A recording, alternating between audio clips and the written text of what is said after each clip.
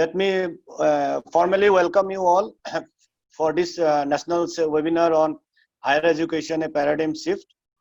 I, on behalf of Asomi, the organization which is organizing this webinar, welcome you all for this evening, and we hope that with all esteemed panelists here, we would have a nice deliberation and take home later in the evening with some positive outcome of what is going to happen and what will happen and how it is going to happen. Since we have participants from across the country, in fact, even from abroad, I would like to just give a brief introduction about this organization and how we started and what we are doing as of now in Pune. The organization named as Asomi, we were established around 6 years back in 2014. It is basically a community of Assamese people who have come from Assam in Pune, staying both students, professionals, and other members. Generally, the migration of people from northeast to different parts of the country, specifically places like Pune, Bangalore, is still going on for last many decades. And Pune, initially people came to study here to do their courses, basically the master's courses, and then they settle down in professional life. So the community has evolved from students to professionals and to a stable group of people who wants to do something and give back to the society and try to bring connect to Assam, Northeast, and to the rest of the country. So on that particular mindset and objective in view, some of us like-minded people, we formed a group and we got it registered under the Society Act. And we started to have some small programs to connect between our people and to the local community here. To start with, we basically wanted to initiate some cultural activity to integrate our culture, to showcase our cultural heritage to the people in Maharashtra, in Pune, Mumbai, and other areas. And so we started with a classical, the most important training program on Satriya dance. I was talking to Dr. Sridhar just now. Dr. Devika Borthakur, who is a convener of our webinar today, she has done her doctorate in Satriya dance form, and she is taking initiative to popularize that dance form in Pune amongst the Maharashtrian and non-Assamese community.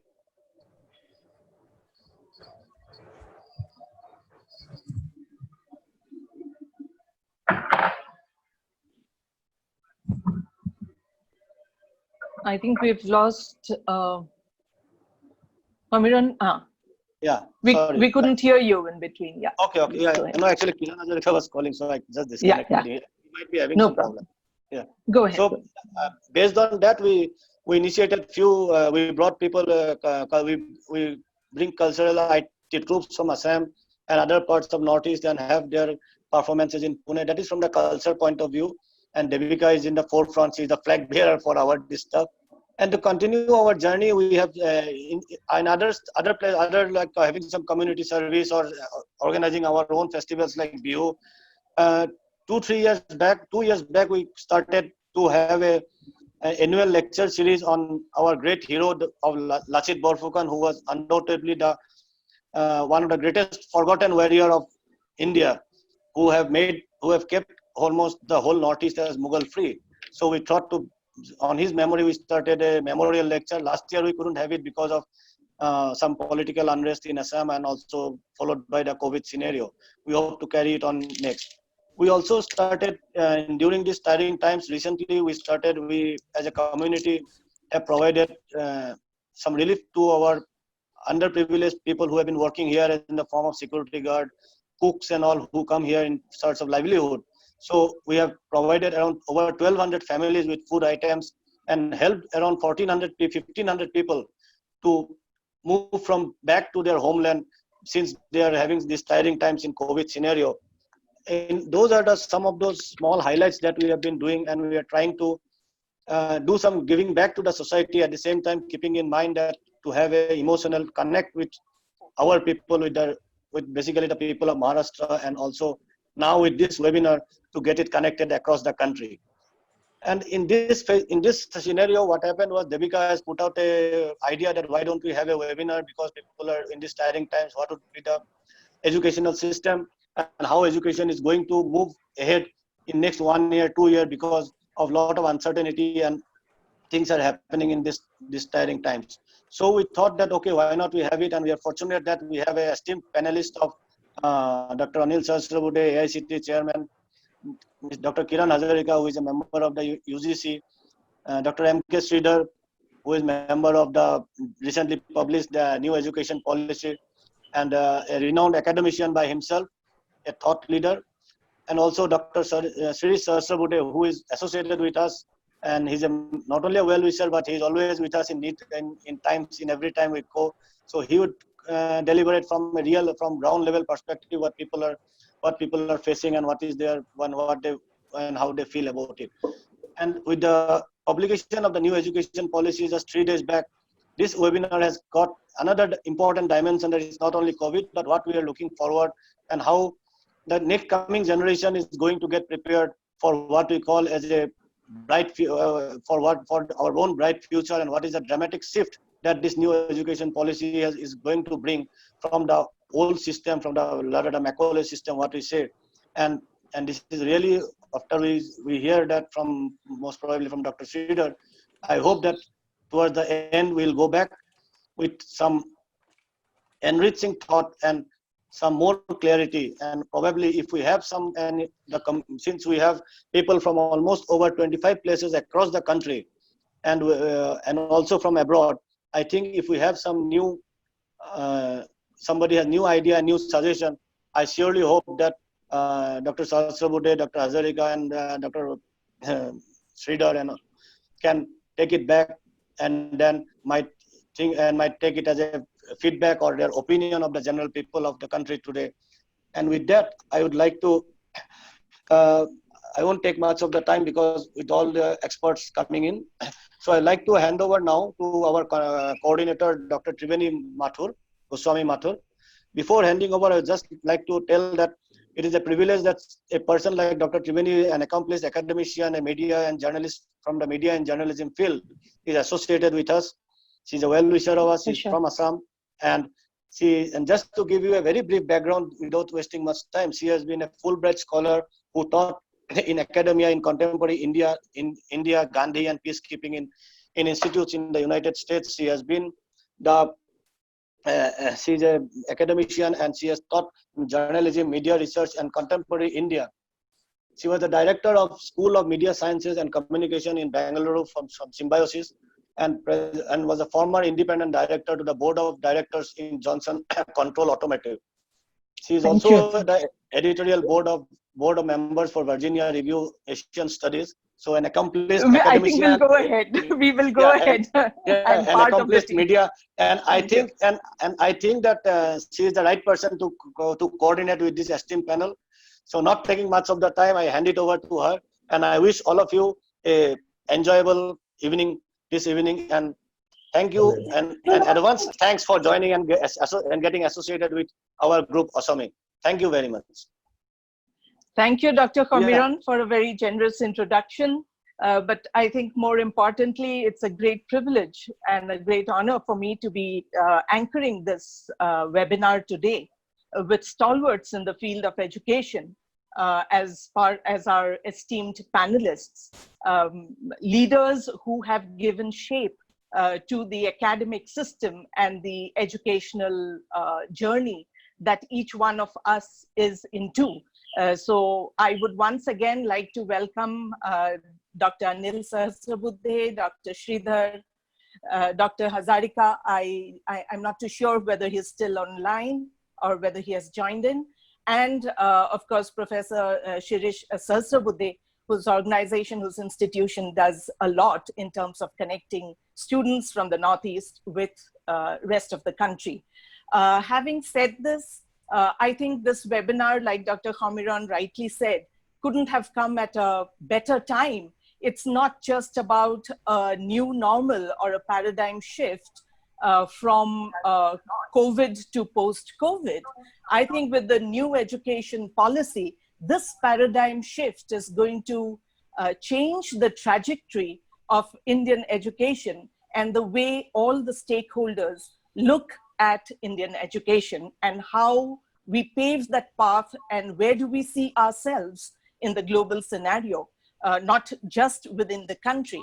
Apart from structural changes and apart from other kind of regulatory changes that have taken place or have been announced in the new education policy, I think of key interest to the higher education sector would primarily be addressed or focused on quality, innovation, and research, and more importantly, equitable access to education. Because today, in this particular webinar, we have heads of institutions, leading academicians from all over the country, from all over the Northeast region, which also has several other challenges, and also faculty and heads of department from abroad. So I think with your insight, this webinar is going to have a lot of key takeaways. And like I mentioned, and we are all, I'm sure, one on this point, that the pillars of true education would be affordability, access, equity, quality, and accountability. And what kind of challenges, what kind of preparations should the teachers, the teaching faculty, the students, and the administration as a whole would have to look at to fructify the vision of the NEP as well as chart our own path. With this, it would be my pleasure to introduce our panelists today. In fact, Dr. Khomiran has kind of already done that, and many of us, almost all of us, know the panelists well enough, so I will keep the introduction very brief because I think we are all waiting to hear them. Dr. Anil Sahasrabudhe is the chairman of All India Council for Technical Education, AICTE. Regarded as the change maestro, Dr. Sahasrabudhe is an eminent academician, astute leader, a visionary, and he has instituted several changes to make the education sector more accessible by continued support and training. Apart from in positions in academic research and administration area, he has also innovated multiple methods of classroom teaching and molding teaching strategies that fit the needs. Dr. Sahasrabudhe, it's a huge honor for us that you are here with us. And I think this particular webinar will give us a very good insight, right? I mean, to hear from you about the entire process of teaching, learning, assessment, and methodologies that we hope to adopt to make it equitable access for everyone. Thank you so much for being with us. Dr. Sahasrabudhe, I must mention in the interest of all our viewers and participants from the Northeast, is closely associated as the professor in the IIT Guwahati. And Dr. Sahasrabudhe, it's wonderful to know that IIT Guwahati came up with very innovative methods to tide over the evaluation system in view of the sudden shift from brick and mortar to online. So I think these are trendsetters. And also, sir is associated with the Northeastern Regional Institute of Science and Technology in Itanagar. Welcome to this discussion. Namaskar. Namaskar, sir. I would also like to welcome Dr. M.K. Sridhar, educationist and member of the Central Advisory Board of Education, Ministry of Human Resource Development. Dr. Sridhar is a key member of the drafting committee of the education policy that we are all waiting to hear from you, sir, on what is it that we need to expect and how is it that we should prepare for this particular shift. A leading luminary in the field of HRD, Dr. Sridhar has conducted several training programs on student-centered teaching, something that is so very critical to the learning process.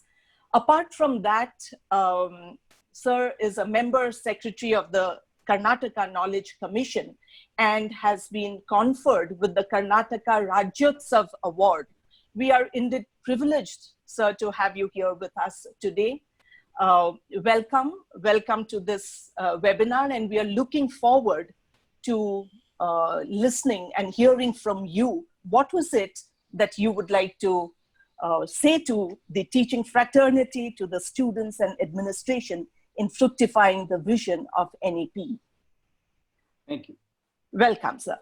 We have with us Dr. Kiran Hazarika, member of the University Grants Commission, a noted author and principal of the Tengakhat College in Assam.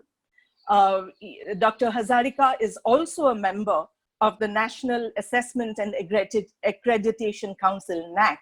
Welcome, Dr. Hazarika. Thank you so much for being with us, and we look forward to your insights. Thank you. Professor Shirish Sahasrabudhe is the Director of Symbiosis Ishanya Center and Director of the English Language Teaching Institute of Symbiosis and Institute of Foreign and Indian Languages. Apart from being an academician, Professor Sahasrabudhe has also been very closely associated in senior positions in the industry, including being the Additional Director General of the Maratha Chamber of Commerce, Industry and Agriculture. We welcome you, Professor Sahasrabudhe, and we would look forward to hearing from you the ground experience on this transition from brick and mortar to online. Welcome, sir, welcome, and we look forward to hearing from you. Also from you in terms of insights to establish stronger industry-academia relationship to ensure that each and every student in this journey of academics in the country benefits from this discussion. So thank you so much once again, and I think we will begin this discussion. I would like to begin by requesting our panelists to offer their comments. And I would like to request Dr. Anil Sahasrabudhe to kindly make your opening remarks and on this and guide us. Over to you, Dr. Sahasrabudhe. Thank you, Dr. Triveni Goswami Mathur.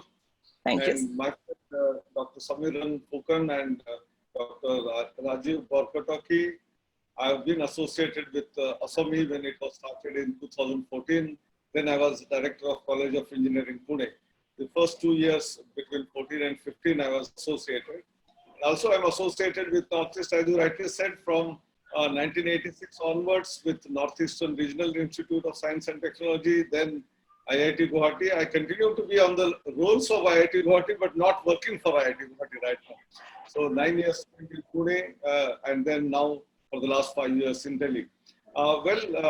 Very, very important thing is what all you are doing, Asomi is doing is also very, very significant. How do you bring the culture of Northeast to the mainland, in Pune or in Mumbai or in Hyderabad or Bangalore is also equally significant.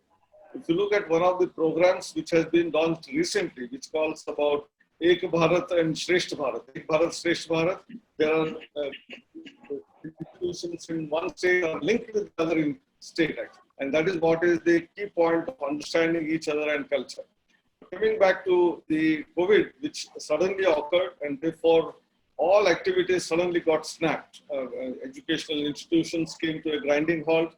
The economy came to a grinding halt. Construction, all the factories were down, and therefore we went through a very great crisis period in the last 3-4 months. And gradually we are opening up, and I'm hoping that very soon all our institutions and campuses also will open up. But during COVID, we had several challenges in terms of continuing and completing the coursework on one side, and then conduct of examinations. In many places, examinations are still not conducted. But in many cases, online examinations have also been conducted. But when it came to online classes, very few institutions were geared up, prepared for this, in terms of whether it is technology or whether it is in terms of faculty training to conduct such classes. Going and conducting a class in a classroom is a different ballgame, and standing before a camera and doing it. We are not artists and actors, and therefore many times people will get hesitant actually in speaking out in front of a camera. And therefore there was a big challenge that many institutions faced, but somehow we have guided over that situation. And most of the syllabi are covered. Now the crisis is about the examination. But even where the wherewithal was there, faculty were trained and online education continued during the COVID times, we found that in different parts of the country, the internet connectivity bandwidth is very poor. Forget about in rural areas, tribal areas, remote areas like Jammu Kashmir, Northeast, but even in the heart of the capital, Delhi, in the last half an hour, I changed 3 different service providers to come online actually. So I think that is the challenge which exists, and we have to squarely address it in the post-COVID era by actually bringing in internet connectivity through BharatNet to nooks and corners of the country. And every village, maybe every hamlet has to be covered ultimately, but at least we have to reach out to every nook and corner of the country in order to really provide education at the doorsteps of our children located in remote areas and rural areas. So having said that, what all actually is possible, I'm just going to list out. Many doubting Thomases were there, that when everything came to a grinding halt, how do we continue our actions? Whether it is approvals of the different institutions which AICT does in an annual process, which suddenly came to a halt in between, but we innovated. And therefore, key to the new education policy is the basic element is innovation. And whenever any type of crisis comes, how do we overcome that? By thinking about it from the out-of-the-box solution, use your left and right brain together, and then probably we will come out with excellent solutions. So what we did was, using Microsoft Teams platform, we were in a position to check the documents of the institutions, whether it is large drawings, whether it is the various facilities that are available in the institution, whether it is a computer room, library, the workshop, the laboratories, and then finally we gave approvals before the given extended deadline given by the Supreme Court. So there is a power of technology which can be totally utilized. I'll come to the other facet, because when we are talking about new education policy and 5 pillars, which you are absolutely rightly pointed out, madam, in the beginning itself, that access, equity, quality or excellence, whatever you call it, and then the accountability and affordability. These are the 5 very important segments which have been mentioned in the policy, and we have to be concerned about this. And therefore, when we talk about the part which I said, accountability, in the new education policy, we will also talk about how, instead of that inspection Raj, which gave liberation in the 1991 in the economic sector, in the education sector, maybe 2020 is going to be a turnaround in that sense. Therefore, how institutions are required to give what all they have onto their website transparently, and it is accessible to every individual who wants to either take admission, or the parents who would like to send their children into that institution, or the other stakeholders, that are outside stakeholders, the industry who employ these students when they graduate, or the government on that part, or the society at large. I think each one of them have the right to see what exactly the institution has and what they claim. And the difference between the two, that means basically you are putting in fake, information or the false information onto your website, and a very high deterrent in terms of punishment is possible. Therefore, on one side, when we say transparency as well as accountability, every institution is supposed to be accountable on this front. And if they are not, how do we take care of it? In terms of a very important segment in the policy, which talks about regulation being light but tight. It's light means you don't have to worry about the inspections happening regularly, creating trouble to you. But at the same time, they are going to be tight. If you do not follow what is expected to be done, we will take drastic action on you. That small message has been there in a small sentence. The regulation will be light but tight. I think that is very significant. Now, coming back to the other aspect, access. I talked about access, which is to be increased in terms of both internet as well as developing institutions in those areas and regions where they do not exist. For about last 5 to 6 years, it's not that it is because of the policy, but even otherwise, all the backward districts in the country, they numbered 272, and they are now called as aspirational districts. In every aspirational districts, there must be one higher educational institution, the art and college, or even probably subsequently a university itself, or whatever higher level of institution. And from that angle, there are a lot of liberal phenomena which have been done, funding from the government of the extent of 12 crore to set up a technical institution with permission to start the college in some other district, or construction in that place. I think these are empowerment mechanisms. In the new policy, extending it beyond that, what is known as SCZ, we all know that it is special economic zones earlier. Now it is going to be special economic is replaced by special. I think that is also very important for creating what is known as access and equity, and thereby students from all variety of strata of the society, deprived sections, rural and tribal, SC, ST, OBC, or anyone who is economically deprived, all of them should get an opportunity. Secondly, it talks about 100% GR at the lower level, that is primary and secondary education, and then in the higher education, 50% GR. Today we are barely at 27-28%, and jumping it to 50% in a matter of 35 years. I think this SCZs are going to play an important role, and online education, which is going to be promoted, entire degrees being awarded in online mode. I think that is another area by which through ODL and online, we will certainly be in a position to reach that level. So access, accountability, they have been covered. Now the quality and excellence. I think quality and excellence always comes at a cost.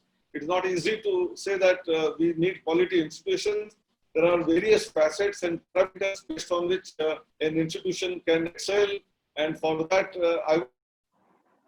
and I think other panelists will add value to what I have been saying later. First and foremost, faculty recruitment and leadership. That means vice chancellors, principals. I think this is a very crucial area without which quality will never come. Because the faculty once recruited at the age of around 27, 28 or whatever it is, ranging from 25 to 30, will remain in this business of teaching learning process for about next 30 to 35 years. Therefore, selection has to be very, very robust. Only those who are passionate about this profession have to be inducted into this profession. So that is the first part of it.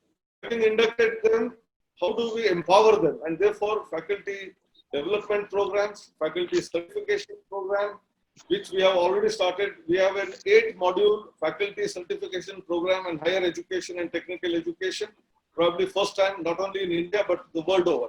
See, for the teaching in schools and high schools, you require DEd and BEd, but for teaching in colleges and universities or engineering or medical or architecture colleges, you just require a postgraduate degree or a PhD degree and you start teaching. But there are many facets of pedagogy.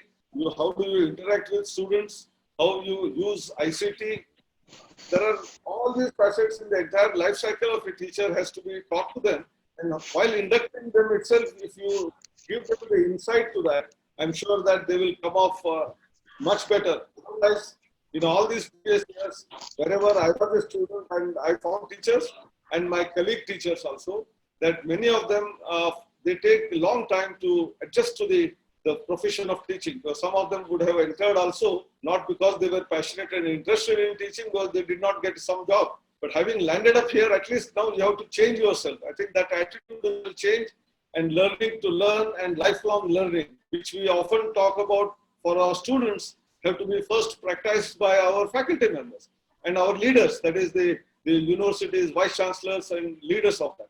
And therefore, in this pandemic period, I would just give some little statistics that we continue the faculty development programs in 3-4 different domains. One of them was in emerging areas like artificial intelligence, IoT, machine learning, deep learning, robotics, 3D printing, blockchain, augmented reality, virtual reality, cloud computing, cyber security. These are all the areas which will create future jobs. Whether he is a student of art, commerce, science, probably something of this has to be known to him. Only then he will become employable and better employable. And therefore, faculty training in these areas under what is known as Atal Academies. Our result in 3.5 months of the pandemic was 5 times better than that of the non-pandemic last year.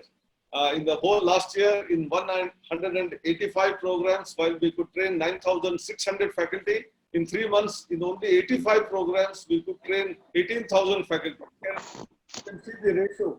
It is phenomenal. We had what is known as Universal Human Values and Student Induction Program, faculty training, which also we conducted in the online mode. And we have trained about 10,000 teachers. And this is where the values have to be inculcated amongst our students.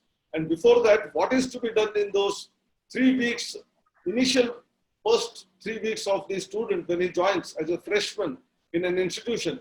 There are no classes, but all variety of activities, which will create a holistic man, right from exercise, yoga, sports on one side, debate discussions on the other, lots of outdoor activities, including seminars and presentation by experts, even inspirational movies, visiting to some of the historical and important places around the place of the institution. I think the 3 weeks is an intense program where one faculty associated with 20 to 25 students will create a sort of a bonhomie between those teachers and those students. Thereby, they will become connected to the institution. They will feel that institution is mine, and that feeling of ownership is developed through this very interesting program. And I would wish and want that all the faculty members of all the institutions, not necessarily technical. We started off with technical institutions, probably right from primary school to the high school to the arts, commerce, science, and other disciplines also must undergo this and should implement this in their respective colleges. The advantages that have been gained out of that are phenomenal. That institution has been shining because of the ownership. Students will start contributing rather than asking favors from the institution. This is a big transformational change that happens in an institutional academic ambience. I think this is a very fundamental thing, and this also we continue. We also continued with our examination reforms. Our policy talks about our question papers being all based on rote learning. How do we move away from rote learning to higher levels of learning? We often talk about Bloom's taxonomy, understanding of the subject, the fundamentals, how we do analysis, synthesis, create products and processes which are useful and applicable not only to your discipline but any other cross-disciplinary area. And then ultimately, most importantly, creativity and innovation. I think question papers need to be on all of this. And we have dictated to all the technical universities that only 30% of the questions can be based on memory. 70% of the questions need to be on other 6 aspects of learning. And these learnings are very, very important. And that's why once we change the system of examination, naturally students will also move away from rote learning and they will move into experiential learning, going to villages and finding out the challenges that they face in the rural areas, remote areas. How do our knowledge be used to solving their problems? And an interesting 4-year experience of ours in Smart India Hackathon. Only yesterday, the 4th edition, which was now this time, unfortunately, not in a physical mode. We had to do online mode. Honorable HRD Minister launched it, and yesterday evening, 4:30 to 5:30, Prime Minister interacted with all these children, and he exceeded the time limit. And he was so passionate in talking to our children that how they can contribute towards Atmanirbhar Bharat. I think these are very, very fascinating things which we can see in the post-COVID times. There is one side, the new education policy which has come in, which will also bring in some of the reforms in terms of changing of the acts and amendments in the law. Thereby, there will be some mergers and demergers, which we call in corporate world, which is likely to happen because the UGC, AICT, NCT, all these organizations may be wound up. Something else will be created. But many a times people have worries what will happen to these people. They can be readjusted in a different nomenclatured organizations. Thereby, the facets of the working will be those who have been already experienced in that domain. They will continue to do that. For example, the single regulatory framework, which is called as HECI, Higher Education Commission of India. There are 4 verticals. One of them is regulatory one. One of the agencies will be probably doing major activity of regulation of not only their own regulation, but the others who were doing will also probably come to them. Similarly, There is another one which is funding. UGC funds, AICT funds, NCT funds. Why can't have one funding agency which will fund all variety of organizations and research proposals and innovations? The third one is accreditation. Today we have two accrediting bodies, NBA and NAC. Maybe either they will be merged or one of them will be called by that particular new nomenclature, and they will continue to function accreditation phenomenon. And the last one is setting of standards and norms, which are very important before a regulatory framework comes in. What is necessary in an institution for creating a all-rounded personality out of the institution is important. And that's why, along with whether it is technical subjects, the importance of humanities and social sciences, liberal arts, whether it is art, craft, design, music, dance, drama, has its place. I think problem with the pandemic was because of the lockdown, we are not able to do it. Man being a social animal, man means always woman included. Sorry, normally we use the word man, I will start using woman. Homo sapiens, biological name, they are one species who have all variety of innovations that have been done for ages. No animal conducts the sports event.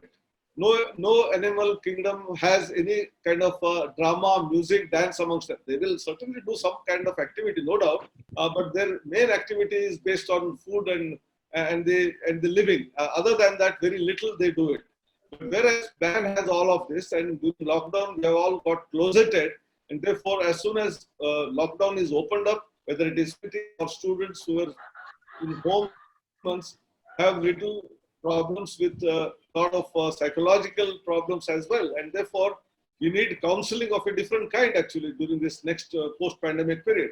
And I'm very happy that about 10,000 teachers whom I said we have trained in the universal human values, which talks about ethics, values, and happiness. I'm sure that all those 10,000 teachers can become trained the trainers and spread this message how we can really be good counselors for our students and remaining faculty members.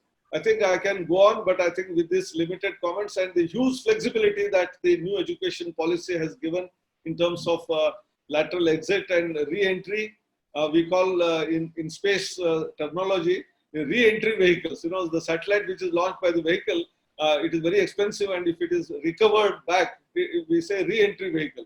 So similar to that, exit and entry is also being provisioned in this particular new education policy. So I think there are a lot of challenges going to be ahead naturally, but I think we work together, all of us, social organizations, the academic institutions, the government, the industry, and private and government, both. I think if we do that, we will be very, very successful, and the vision of Atmanirbhar Bharat will be certainly fruitified within very few number of years. Thank you very much. Thank you very much, Dr. Sahasrabudhe. I think your insight has set the tone for our subsequent panelists and discussions, touching upon everything from empowering teachers, quality education, delivery mechanism, accountability and transparency by educational institutions. In fact, we are flooded with a lot of questions already coming in, talking about... I will keep on replying to them online. Yes, sir. Great. That would be very nice. And also at the same time, we will now move on to hear from Dr. Sridhar, his insights and his suggestions and comments. Hello? Hello? Am I audible? Hello? Am I audible? Yes, you're audible. Yes, Okay. Dr. Kiran. So we would like to hear from Dr. Sridhar on various other aspects. There has been a proposal in the NAP on academic bank of credits. What does that mean to teachers? What does that mean to students? How should parents be geared about it? Over to you, Dr. Sridhar. We would like to hear your comments. Thank you. Namaskar. First of all, I'd like to thank Dr. Samiran, my good old friend, and Asomi, the organization, for having given me an opportunity to meet and interact with all of you. And it's very interesting the kind of work that Asomi has taken up. And they have brought this network of people, and they are trying to do this in a very, very significant way.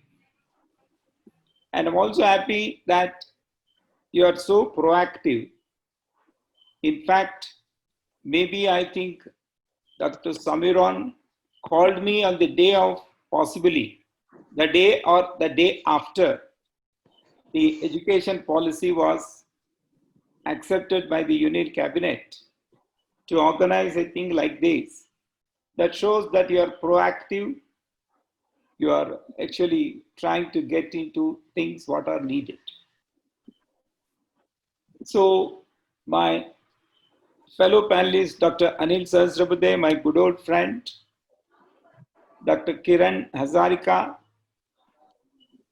Dr. Sahasrabudhe, and all others.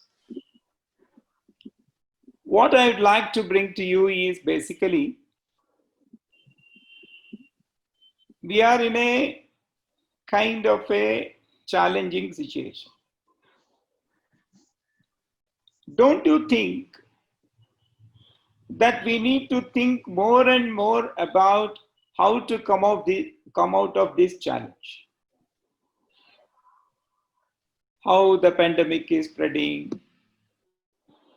how a number of cases are happening, what is happening to the testing facilities, what is the recovery rate. And of late we are seeing the possible solution, the kind of thing that is going to come, which is at the R&D stage, how that is going to come. I think, don't you think these are all the issues that we have to bother about? Yeah, naturally, any normal person will think, yeah, naturally we are all concerned, we are all disturbed. We have to respond to this situation. But let me tell you, many a time I'm just trying to look at Tilak. He wrote Gita Rahasya. And he wrote it when he was in prison. For that matter, Gandhiji also and many others, Savarkar also, First War of Independence. Suppose if they had thought that I am living now in a jail, how do I cope up with this jail situation? Then that creative work would not have come out. I think when lot of challenges come, something creative comes out. I think I need to first of all really congratulate Government of India, Union Cabinet, for having accepted and approved National Education Policy, which is of a kind of 20-year duration, 2000 up to 2040. At a time when we are facing this pandemic, possibly, people may think that the government has to think more and more in terms of handling the situation. But we are thinking of what kind of policy that is needed. This itself is a very important message to all of us. That is, let us start thinking beyond present and let us start addressing the future. Let me give some very basic things about the policy, the evolution of the policy. In fact, Dr. Sahasrabudhe, he gave a complete overview of education, AICT, higher education, and the policy. Let me little more focus on policy, then come to a couple of other issues. One is, this policy is the result of more than 5.5 years of this entire process. It started in January 2015 and 29th July it was passed. And it was discussed everywhere. 33 themes were identified. Specific questions were developed. And all the stakeholders, starting from Grama Panchayat up to the top level, they were asked to give their inputs. And after all that, one committee looked into it. They gave one interim report. Then afterwards, another committee was appointed, which is our committee. And then we carried out a lot of consultation. And after our committee submitted our report, it was put on the public domain. Nearly 225,000 responses came. And then it was processed. Then it went through different wings of the ministry, different ministries, and there was consultation with so many others. And then 484-page draft report, draft policy was reduced to 66 pages in English. I'm talking of English.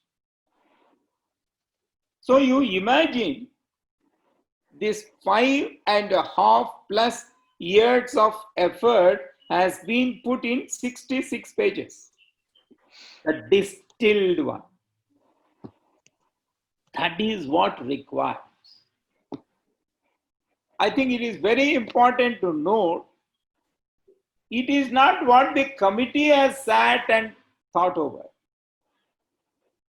In fact, in this policy, the aspirations, inputs, and suggestions of all the people is included indirectly. The spirit of this entire thing has been brought in. That's why all of us are showing so much of interest. See, many of you, all those who are associated with academics, that's fine. Having some interest in academics is fine. But there are also some students, people who are running institutions.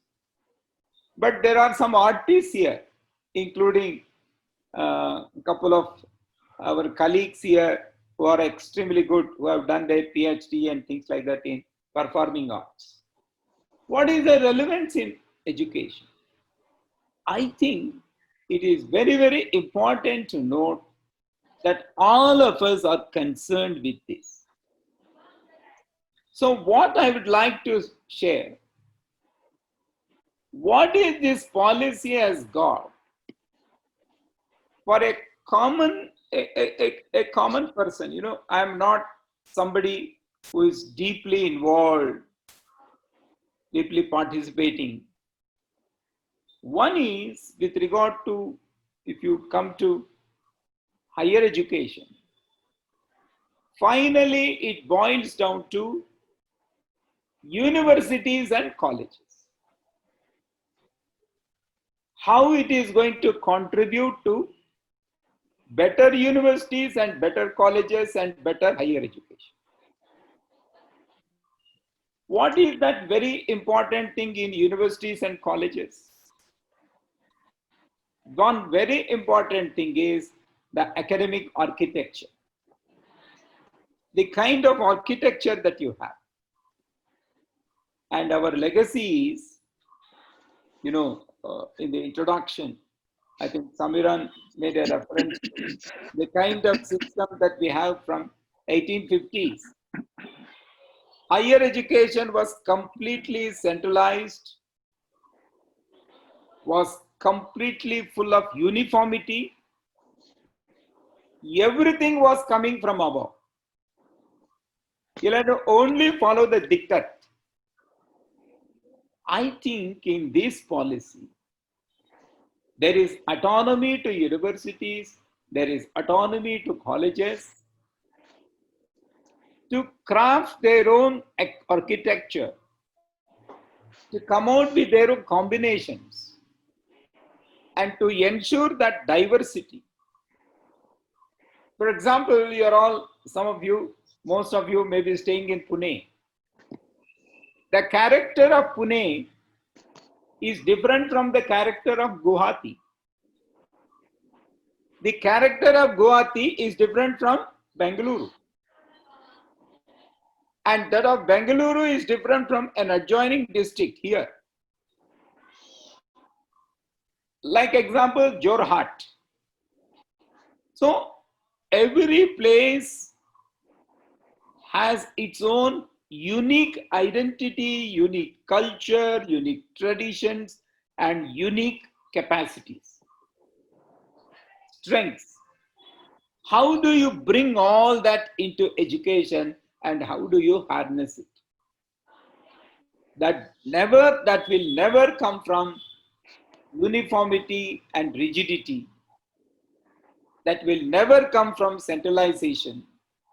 That will never come from too much of control. That will always come from decentralization. That will always come from flexibility. That will always come from your, capacity to absorb and stand on your legs. This is a very, very important feature of this policy. Universities and colleges will have autonomy to develop their own course contents, their own combinations of subjects, and then the entire thing. And that too in a multidisciplinary mode. Let me tell you, nearly 85% of our total enrollment in higher education is in undergraduate programs. 3 years or 4, generally 3 years, but technical, medical, they have 4 years. But still that number is very small. If you want to reform higher education in India, it's very important that we need to reform undergraduate education to start. And that is where the highest priority of this is on higher education. What is that? It is 3 or 4 year degree, undergraduate degree, with multiple entry and exit in a multidisciplinary mode. You will not have that kind of BSc, BA, BCom, BBM, BCA. It's all discipline based, subject based. If you say BCom, it is commerce, Bachelor of Commerce. If you say BSc, Bachelor of Science. So if you take BSc, Bachelor of Science, you will study only science subjects. If you take BA, you will have to study only art subjects. But the multiple intelligence theory, Howard Gardner and so many others, even in our country, during the days of Nalanda, Takshashila, etc., every human being has multiple intelligences. You cannot have a silo. You cannot say, because I have taken BSc, I will only study science. Then you will become a Kupasta Manduka. You become like this. So you need to have that broader perspective. I must be in a position to pick up something. As, for example, the people who are, while introducing, I was introduced at least to 2 women members of this, group who have done research on dance and things like that. They become professors now on. Because you are bringing a great input into education. Whether I am studying physics, whether I am studying chemistry, whether I am studying economics, I can always pursue my dance, I can pursue my music, I can pursue my sports. So this is the kind of thing that is going to come, and that will happen in the form of creative combinations of subjects that you will study. There is no hard and fast rule. The subjects have to be like this only. You can have creative combinations. You will have major, you will have minor, and after every year you will have a recognition. You need not have to wait for 3 years or 4 years to get your degree or certificate. And multiple entry and exit, that is where academic bank of credit will come into picture. You know, whatever that you have studied and how many number of credits that you have to your credit, that will be deposited in academic bank of credit. And when you exit, when you enter, whenever you want, it is there in your account. Then you can make use of that and continue your education. This will also facilitate lifelong learning. There is nothing, you know, that I join a day today and I'll only end up after 3 years or 4 years, whatever may be. Then afterwards I finish my education. No, not necessarily. You can always think of different mechanisms. So this is one very, very important thing that we are going to have. The second thing I'll explain and then maybe I'll conclude. The second thing which is going to happen is the affiliating system of the college, of the universities, will take a call in the next 5 to 10 years, maximum 15 years. That's what the policy says. That is going to end gradually. The universities will no more be, I'm talking of few years down the line. They will know, for example, Pune University. I think I know there are something like 800 colleges. So if there is something prescribed by Pune University, that has to be followed in all the 800 colleges. So Pune University will be involved in admitting colleges, making admissions, conducting examination, announcing the results. That becomes the job of Pune University. But actually, what is the job of a university? The job of the university is focusing on teaching and research, coming out with patents, coming out with innovation, contributing to the world of knowledge.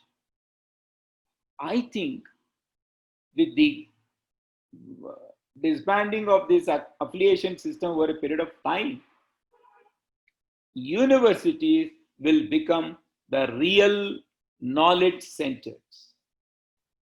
And what about the colleges? For example, Pune University, even Dr. Kiran Hazarika, you may be having, you know, that your Guwahati University, any number of colleges will be there. All the colleges will depend on university. If you go and ask the college, why you have not done better? They will always say, our university, Bayasa. So, the college does not take any responsibility because there is no provision. I am a teacher. I teach a subject, some 4 hours, 5 hours in a week, whatever it is. Who prescribes the syllabus? University. Who has given the combination? The university. Who conducts the examination? University. Who evaluates? University. Who declares result? University. Who gives degrees? University. What is the job of a teacher? Blah, blah, blah in the class and get lost. No, I am trying to be a little emotional. Maybe I am looking a little emotional. But the point is, the quality of education and the students' learning outcomes will always be better only when the teacher, the institution who is handling the game is given the accountability for the outcome. If I am not made accountable to the outcome, why do I take responsibility? If I am given responsibility, I like to face the music and being accountable. Every college will start putting their heads and hearts. What kind of combination, what kind of syllabus, how should we bring, uniqueness into our course? How do we develop that image of the college? And how can we strengthen the word of mouth among the students? How do I reach out to alumni? How do I reach out to the teachers? Trying to get the best talent among the teachers. So I take more responsibility. As a result, I will turn out better quality education to my students.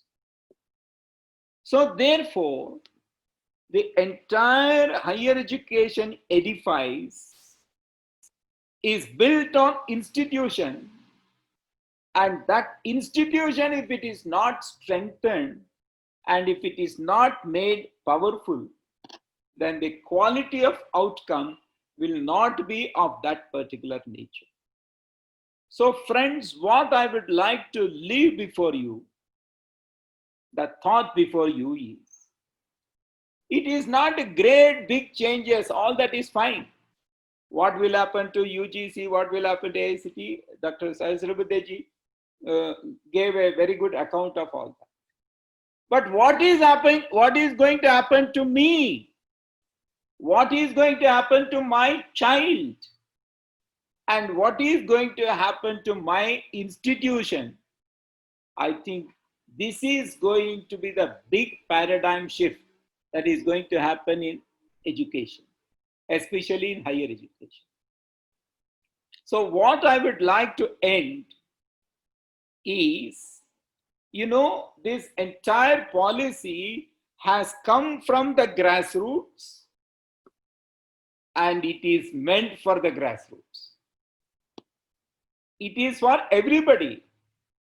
It is not for vice chancellors. It is not for principals. It is for every student. It is for every parent. And our mindset has to change. This is what I said when Tilak, Gandhiji, Savarkar wrote their book when they were in jail. They were thinking about that creativity, and that creativity has come out. So therefore, friends, my only appeal on this occasion, because I am calling it as appeal because I need to leave the meeting as I have another commitment. I think Dr. Anil and others will excuse me. I need to leave the meeting because I have another commitment, with an appeal that I think it's very, very important. If the policy has to be successful, it will not be because of the government. It will definitely be because of each one of us. If we can own this policy, and if we take this as our policy and start implementing the spirit of the policy, I think in our own surroundings, in my institution, in my teaching, in my home, and in my surroundings, I think it will come out with that success. And that is what we have said as the vision of the policy is to make India a super knowledge power of the world. And that will happen only when each drop of the ocean water is contributed, which will make the ocean of super knowledge power. Thank you very much.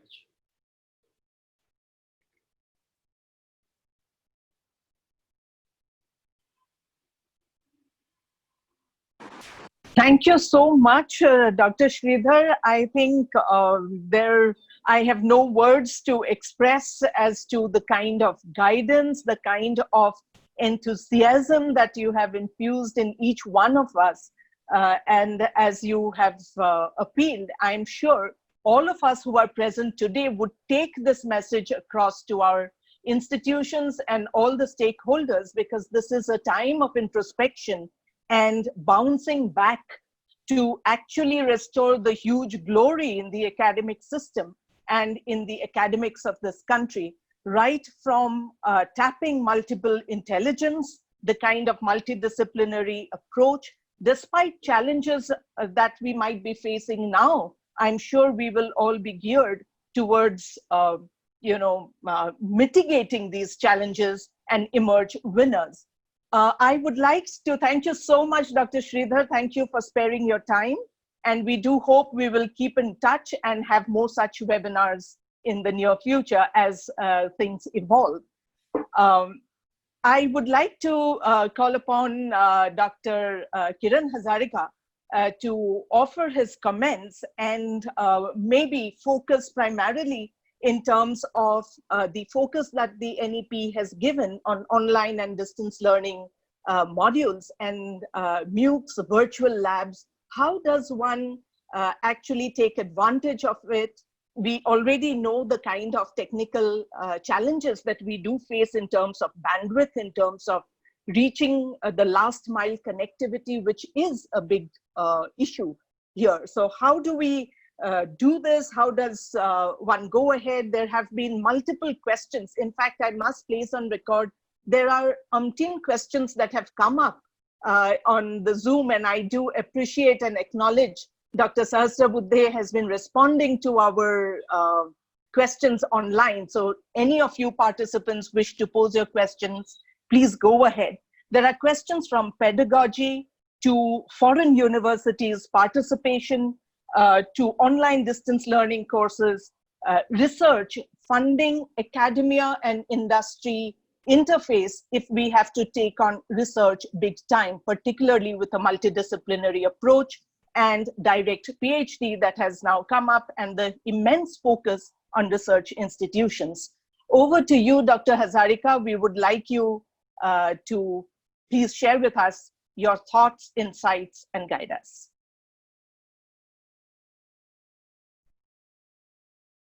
Sir, your microphone will have to be unmuted.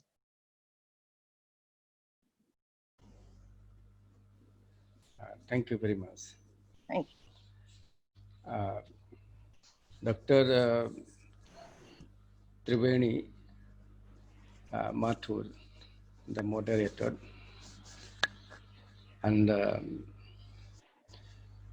Dr. Asomi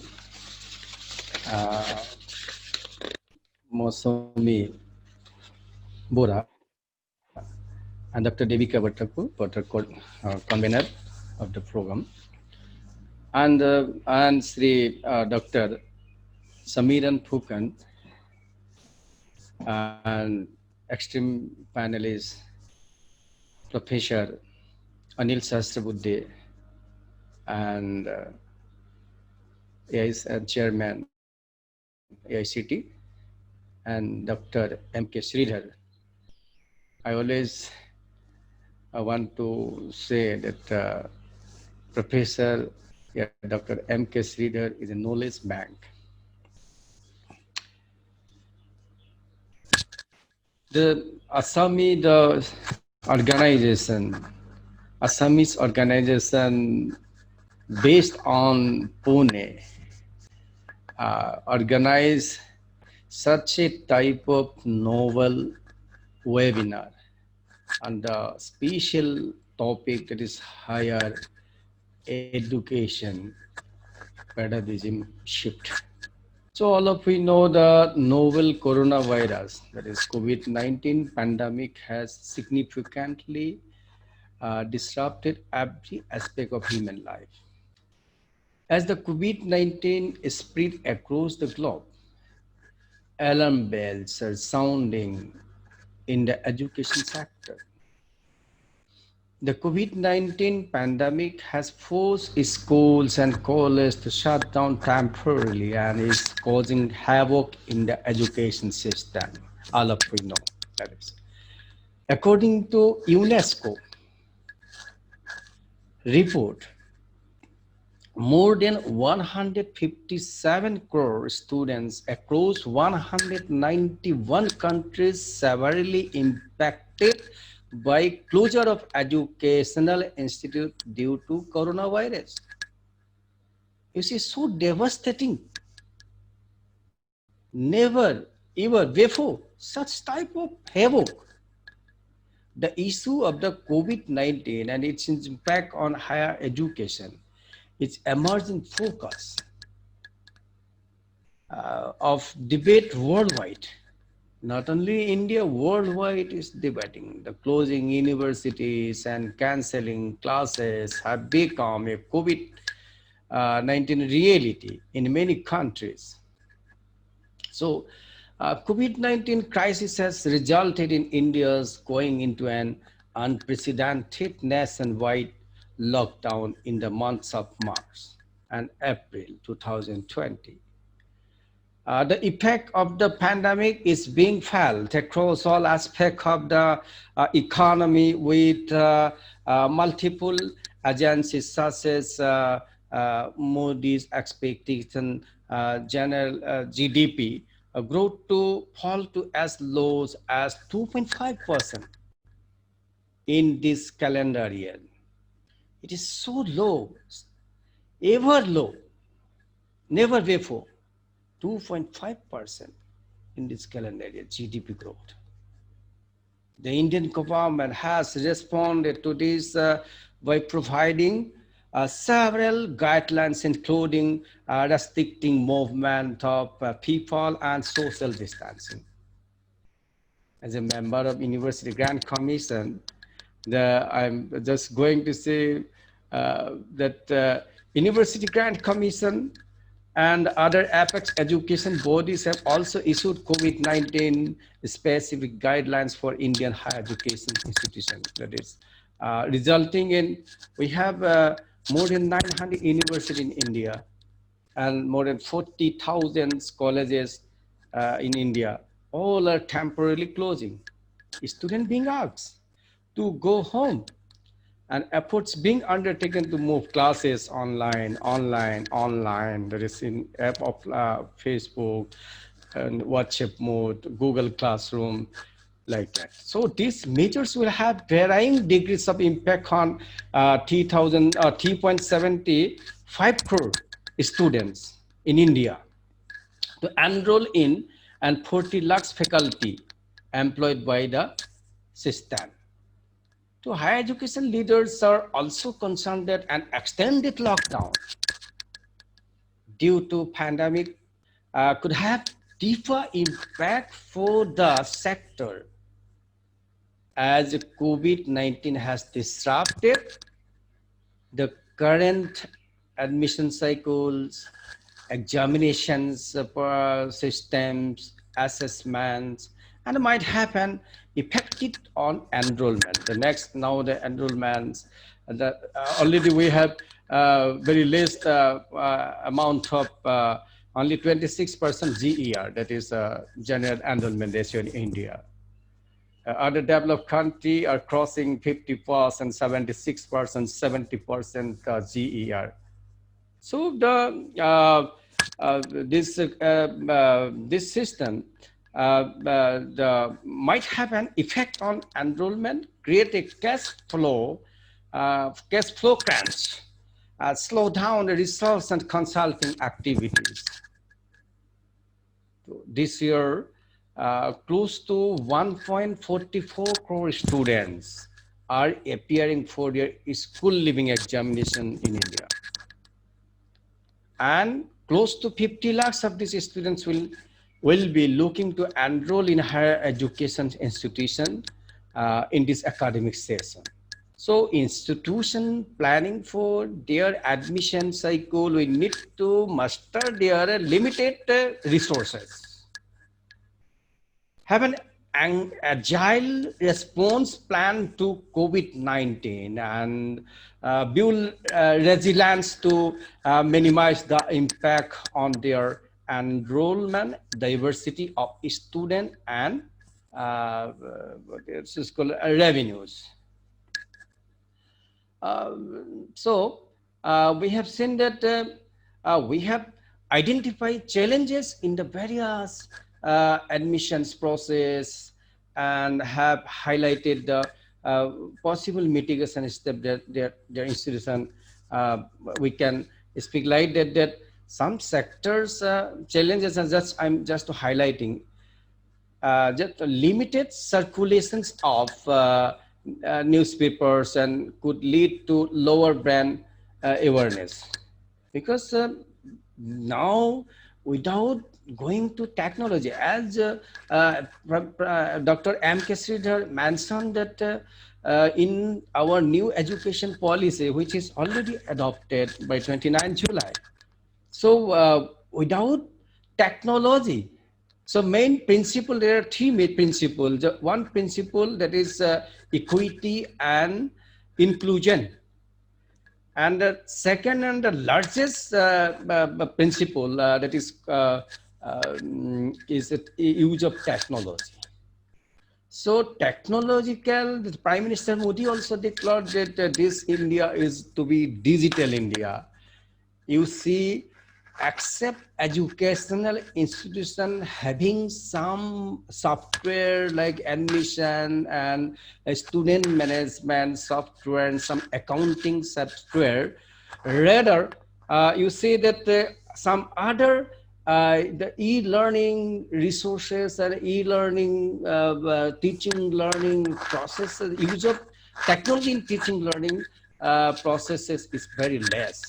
So now it is great challenges in our in Indian higher education institutions that we are producing lots of degrees in every year in India. So it is so due to, you see that we need some awareness. Still our media and some newspapers, especially the print media, are using they are not giving such point to make awareness amongst the publics, amongst students, to how to use digital systems. So the lockdown affecting plan admission campaigns, students recruitment fairs, school outreach, etc. So digital channels getting crowded with the with little different. Another point, so you said in the lower bandwidth of agent has resulted in drop in offline applications. Regional and international diversity affected students reconsidering that is migration for education. To if you want to see that some possible mitigation steps have to be taken by us, such switch to alternate channels like gaming app, new apps, OTT platforms, that is 60% being viewership growth expected. That is what. So have to develop some apps. The position institution as a, secondly, the position institution as a thought leader in the fight against COVID-19. Perhaps, are you seeing me? Are you, I am displaying in the screen? Yes, yes, Hello? sir. Yes, we can see you. We can see you. See, you know, are you seeing? Yes, we can see you and we can hear you. Oh, please go ahead. Please go ahead, sir. So please also touch upon the employability aspect with multidisciplinary courses, because that's a key question that has really come up in terms of employability. Because ultimately it's jobs. And also in terms of how industry needs to participate in the process to make it more robust. Exactly. So I'm going to highlight these points also. So secondly, the position institution as a thought leaders in the fight against COVID-19, release faculty, POV short terms courses, community contribution. So differentiated contents like videos, blogs, podcasts on onboard student as part-time content creators, that is called. So accordingly, we have to run targeted campaign focusing on strategically important segment based on geography and student personnel. Like that. So secondly, we have I'm going to highlight another point. You said we have to already the challenges, that is lower bandwidth of agent has resulted in drop in offline applications, especially the admission procedure. So nextly, the second, regional and international diversity also affected. Student considering migration for education, especially a lot of students going to read in from Northeast to Pune, Bangalore. So that has been presently stopped. So economic slowdown may cause the student to rethink investing in the postgraduate courses. Student talent pool impacted. So in this way, we have to run targeted campaign focusing on strategically important segment.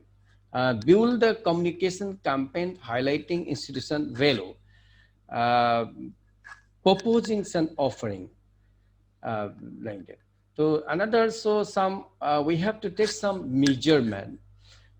This measure will certainly, this is my observation, the measure of higher education digital footprint using tools such as sentiment analysis, social share of voice, engagement, some breadth before launching new digital campaign, and do a quick assessment of the student ecosystem and their ability to deliver to the needs of students.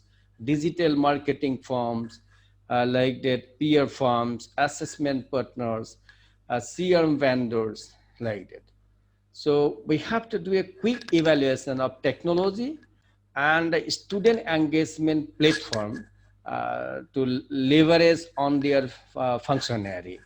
Application portals, online counseling platforms like platforms for conducting webinars, student interview and discussion, identifying capabilities that needed to be strengthened.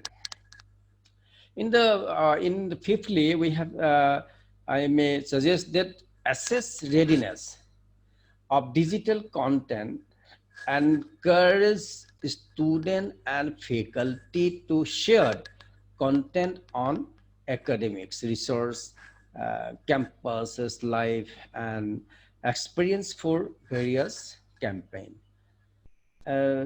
Stay engaged with student current perspective in a rule out survey that is conducts FFDP, FGD projects with prospective students to understand concern, challenges, and expectation,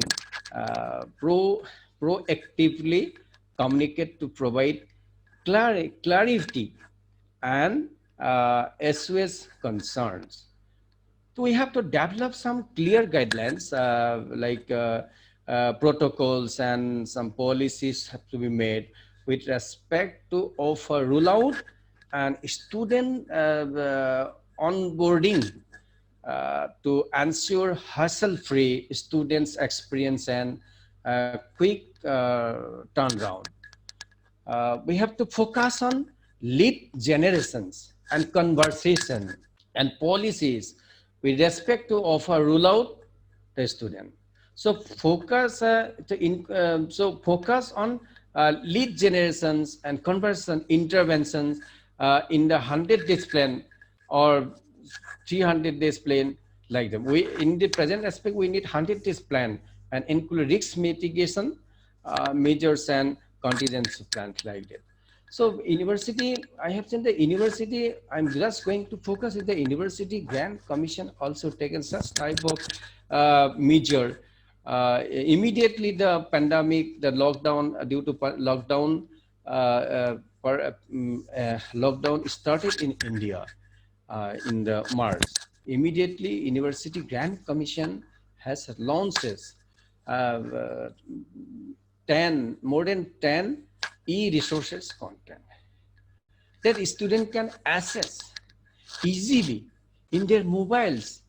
They can take classes, they can gather knowledges, acquire knowledges from their own house. through their mobile phone. Such type of portals like Swayam portal.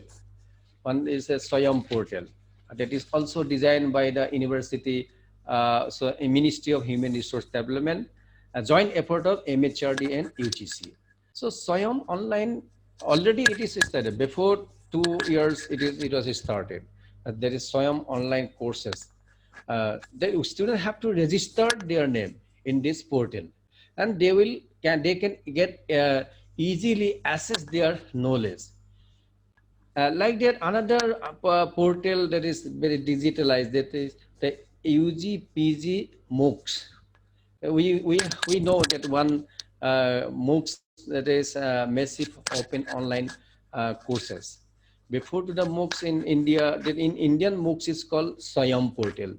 Before Swayam, there are a lot of foreign portals were in the computer system, in online system, that was Coursera, and another one,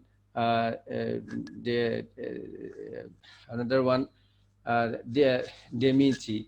Like that, so many portals are available in the web portal. But the Swayam portal, that is UG PG MOOCs, that is in India, more than 232 courses are included.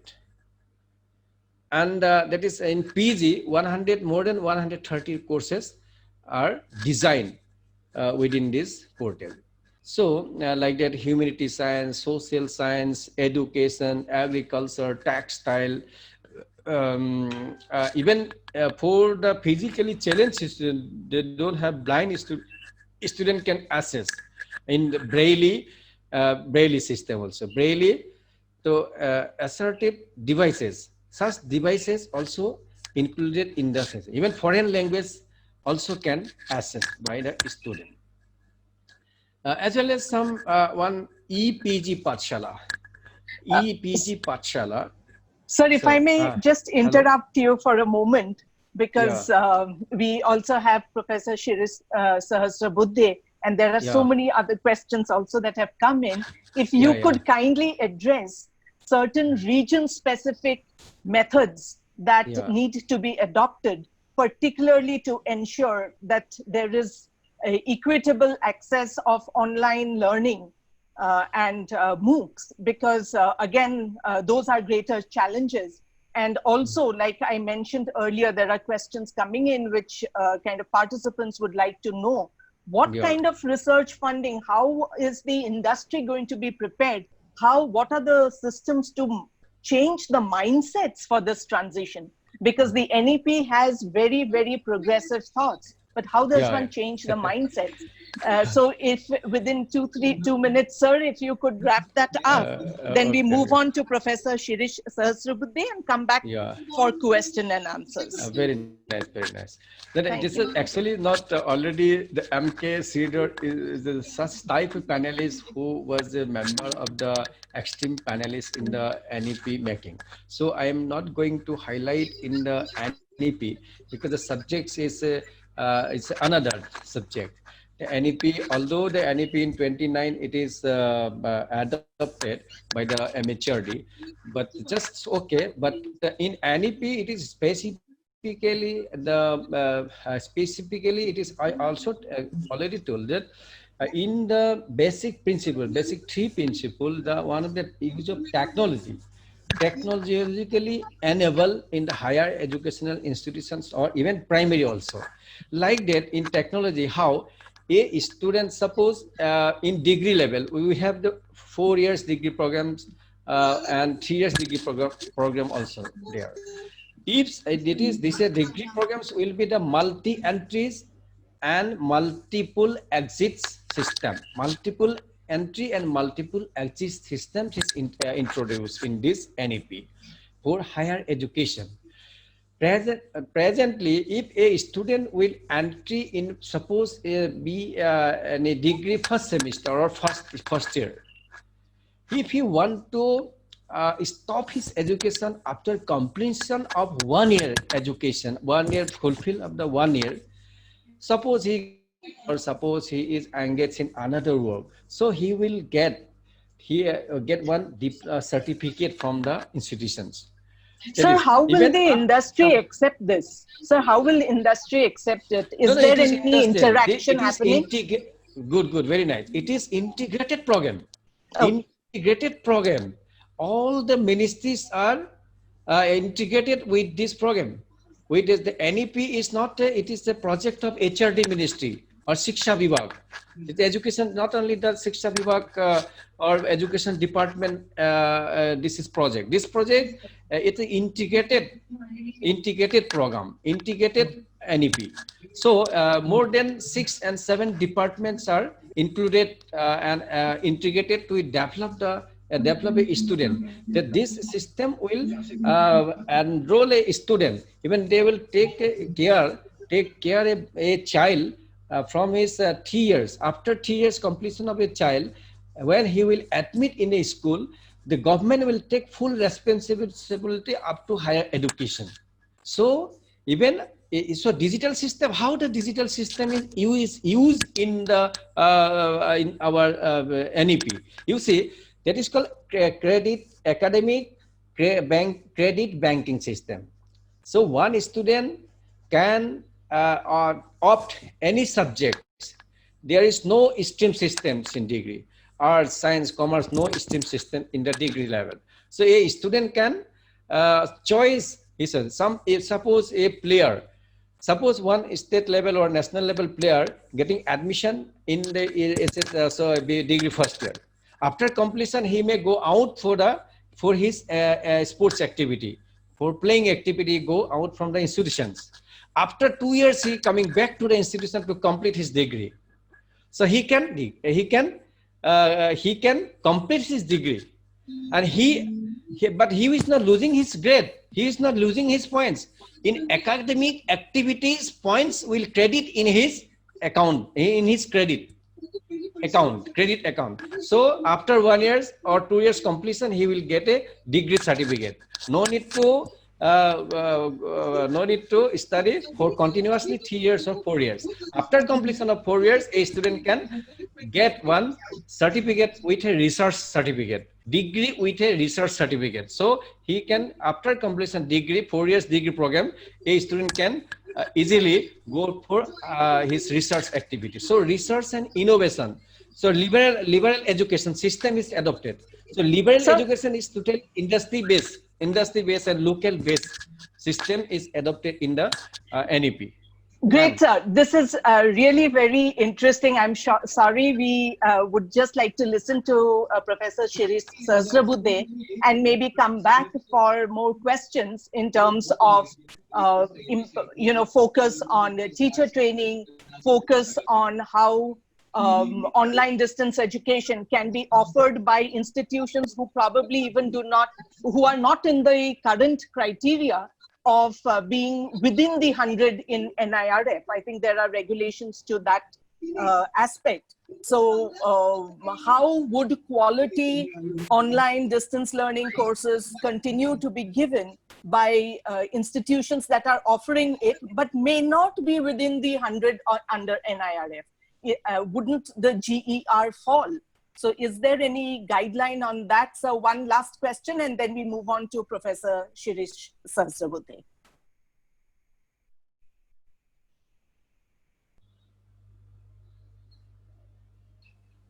Hello? Hello? Hello, was I audible? What? I'm not audible. Yes. So I think, is Dr. Hazarika, am I audible, Dr. Hazarika? Yes, now audible. Yes, ma'am. Okay. Sir, I will come back to you. We will just have input from Professor Sahasrabudhe, because we're kind of running out of time. And, we will come back to you with question and answer. So, Professor, thank you so much, Dr. Hazarika. Professor Sahasrabudhe, you have been associated with Symbiosis for a very, very long time, dealing with both foreign students as well as Indian students from across the nation. And in the backdrop of these changes, we would definitely want to hear on-ground reality, both in terms of steps taken for teacher training, which is going to be extremely key to delivering the vision of the NEP, accountability, the whole aspect, what Dr. Sahasrabudhe mentioned about passion to be a teacher. How does one ignite that? And what kind of challenges and how do you foresee institutions like yours play a proactive role towards this? Over to you, Professor Sahasrabudhe. Thank you, Dr. Triveni, and dear colleagues, for this opportunity. I'm very glad that this webinar has added a lot to my fund of knowledge, because it singularly concentrated on the NEP rather than talking about the after effects of COVID-19 pandemic. The subject of the webinar is preparing for a paradigm shift, tools and strategies for a new normal. Now, this expression new normal has been much maligned by its frequent use in connection with the situation created by the pandemic.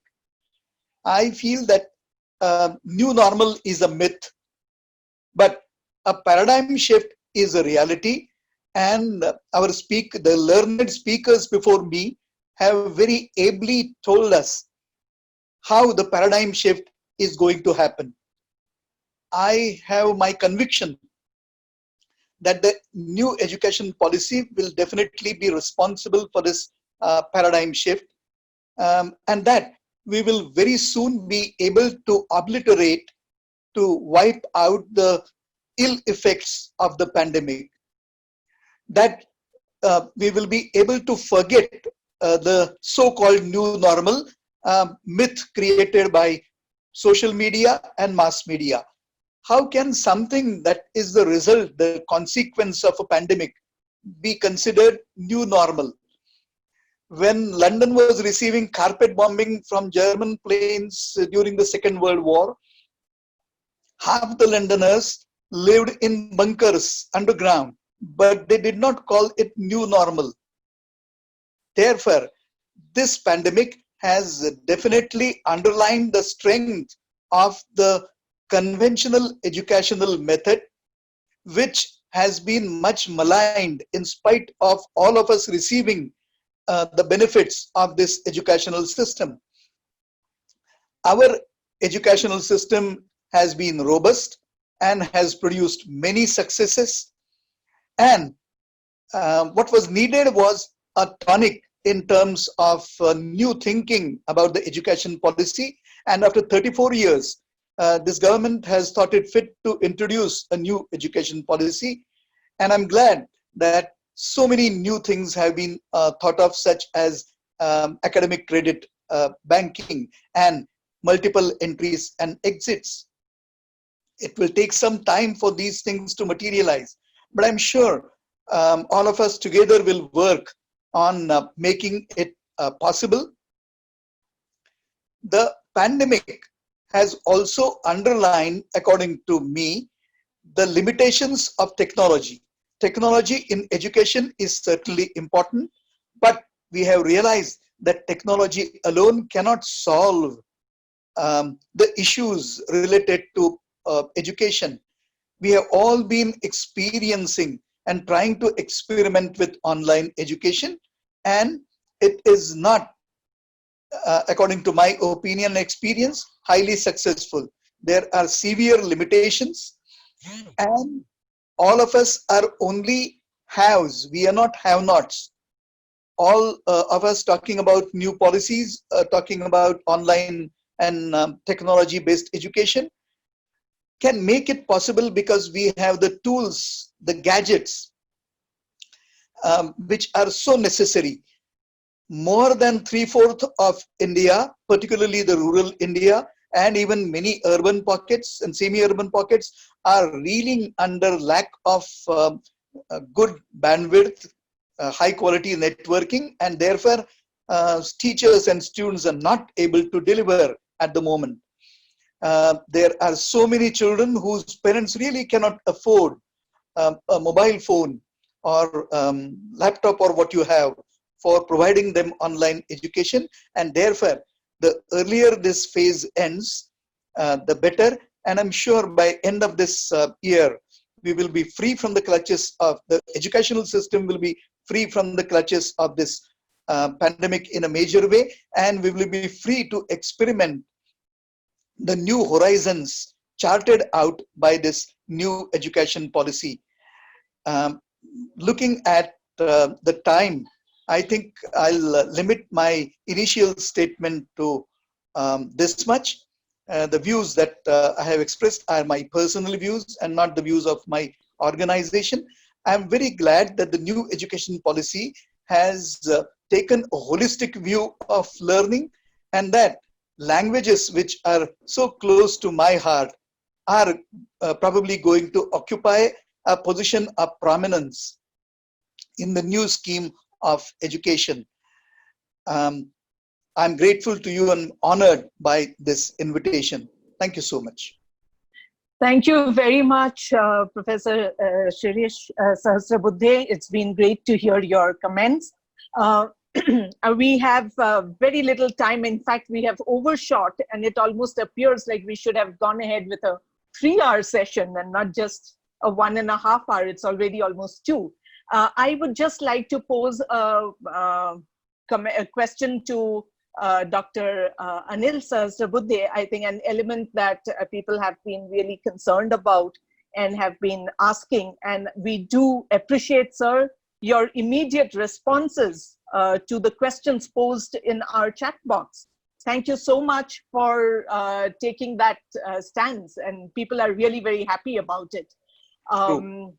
Dr. Anil Sahasrabudhe, if you could kindly throw some light in terms of the academia-industry interface and the research component, and how would that transition happen? Because with the NEP identifying research institutions, teaching institutions, and standalone institutions, I think research component plus the exit after first year, second year, third year will have to be industry acceptable. If you could kindly throw some light on that, and also your own comments on the deliberations today. So, Madam Triveni-ji, it's very exciting to be here, and I was writing many answers, but unfortunately, I'm very sorry. I was so engrossed that I was answering mostly to the same people who had asked the question, was not there happening actually. So I was answering to some other people the questions which were posed. You know, I was not seeing the name, I was just typing in. So my apologies for that. And all those answers are available to some other persons. You know, someone's questions, their answers have gone to someone else. So my apologies in the beginning. Not at all, sir. I think, sir, this particular passion of yours is something that we want every participant to take from this seminar. I think a person of your stature to be responding to everyone is what it takes. This is what passion is, sir. And I think that's exactly what you spoke of. So I will come back to the question which you asked. There are several facets which are difficult to fathom and understand in the beginning. And that's why there are many inquisitive questions. There are also doubts raised about the efficacy of that and so on. But if you look back today, in many of the multinational companies, they are now recruiting people, not even graduates, people with class 10, class 12 standard qualification, but who know those skill sets which are very important for them. For example, coding skills.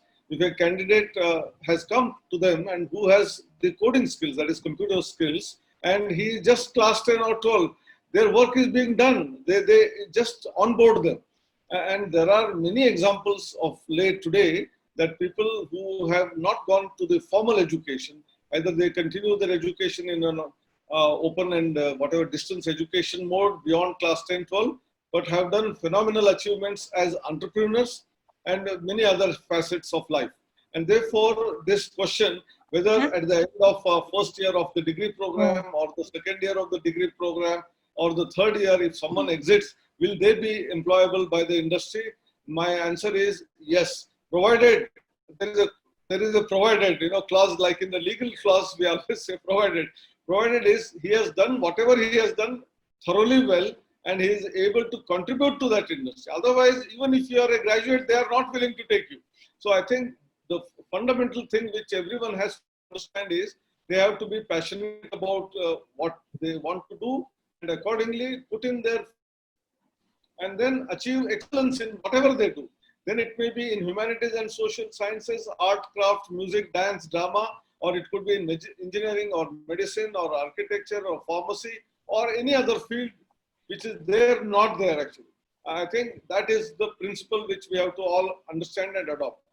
The second thing is there has been a lot of strong industry institute interaction which we have been promoting, and government recently had announced what is known as Apprenticeship Scheme, which the government will offer from all the government departments to young graduates.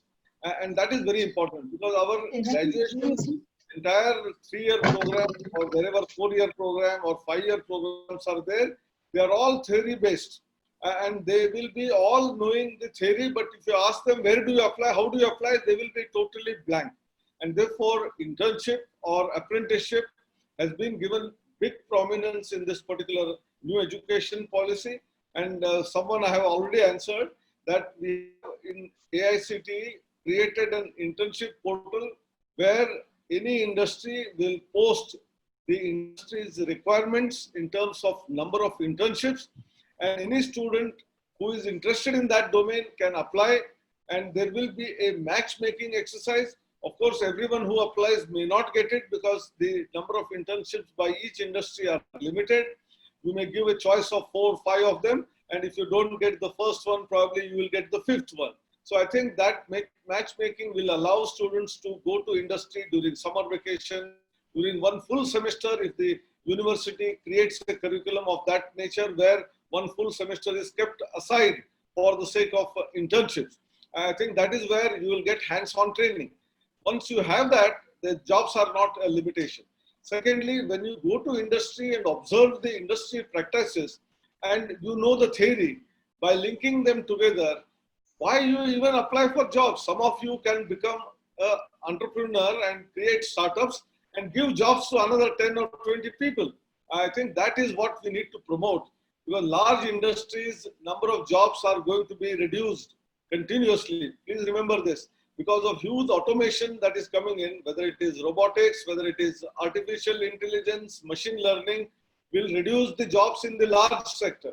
But when it comes to medium scale, small scale, and entrepreneurial startups, there is a huge scope, whether it is in the small service sector, or it could be even manufacturing sector, or in various other facets of life. And therefore, my again appeal to you is think of being an entrepreneur. And our curriculum already has the contents of some of the ingredients of entrepreneurship, including business development plan.